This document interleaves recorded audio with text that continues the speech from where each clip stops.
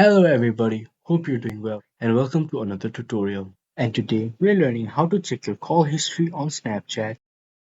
Open up Snapchat on your phone, go to your profile on the top left corner,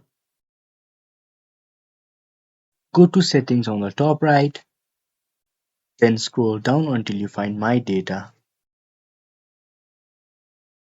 Tap on it.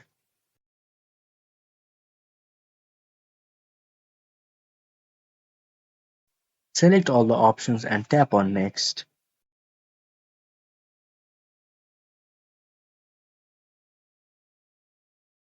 Choose a date range, type your email address and submit.